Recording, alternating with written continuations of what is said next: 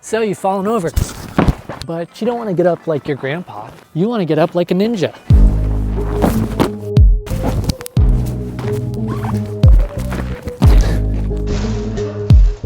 I'm going to teach you how to get up cooler, and we're going to start really easy, and then it's going to get kind of hard. The first thing you do when you fall over is you're going to want to roll onto your back.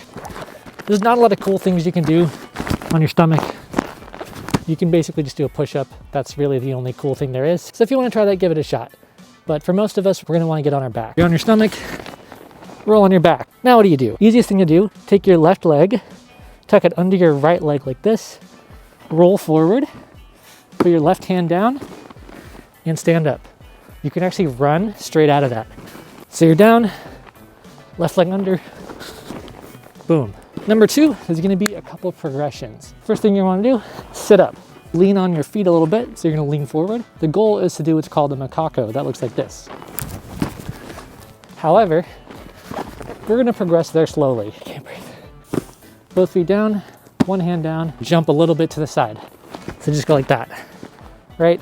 That's an easy progression, and then you're slowly going to go a little farther to the side like this. It's really important to turn your hand ahead of yourself. You don't want to have your hand like this. That's going to hurt. Turn your hand away from you because that's the way your body's going to go. Let's go a little farther. Aim for more than halfway. So over there. And then finally, we try going as straight back as we can.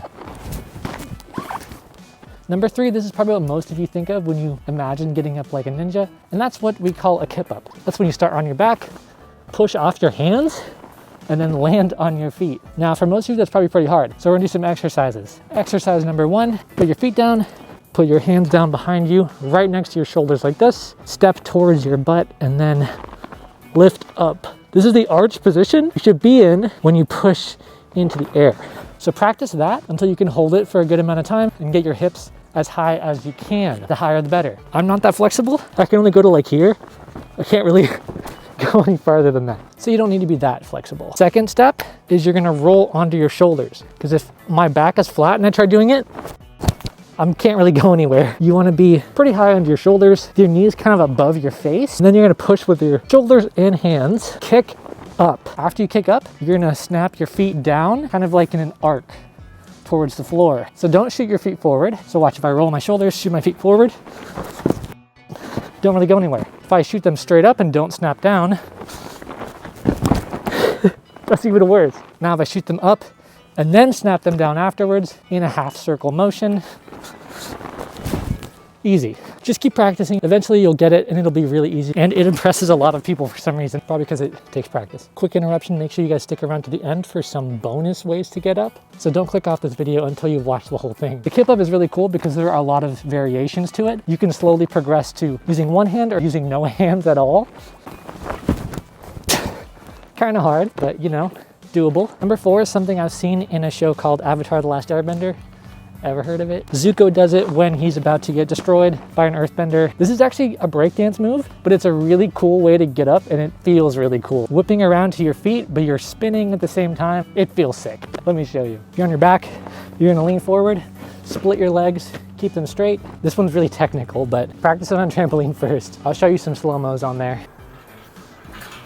You're gonna lean back a little bit, kick your right leg over your left leg, to about here, and then keeping your legs spread, you're gonna go like that. It's gonna kind of spin your body, and the momentum is gonna come from keeping your legs spread. It makes the rest of your body turn. It's really cool. So go like this, a little faster, spins you a little bit. This time, instead of spinning, you're gonna twist your upper body onto your right shoulder, put both of your hands down, and then push up, twisting 180 degrees onto your feet. It's gonna be easier for me to show you than tell you, so I'll show you that.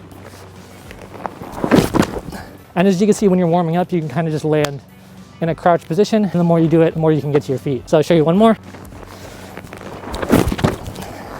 Really cool way to do it. It's actually not that hard. It just requires a lot of commitment. Let's get into the bonus ways now. So this is a variation of way number 2. You remember I did the macaco. Instead of doing that, you're gonna do a one-handed handstand freeze. I know it sounds complicated, but it's not that bad. Go on your feet like this. You're gonna jump up, split your legs, grab one leg down a little bit, freeze on one hand, and then go onto your feet. On my back, feet, hand, you can freeze more if you jump higher. So that was the fast version. Let's do a little slower. Forward. See, I kind of held it there. You can practice these by standing, trying to find that balance point and freezing in the middle. Then you remember way number 3, the kip up. You can actually start a forward roll. Put your hands way forward in front of you. Do a roll kip up. Really easy. If you're falling forward, you can just do it, run out of it without even really falling down. The higher you get your kip ups, the more poses you can do in the air. Here's one that I like to call a lazy boy. And here's a bunch of other cool ways to get up if you're bored.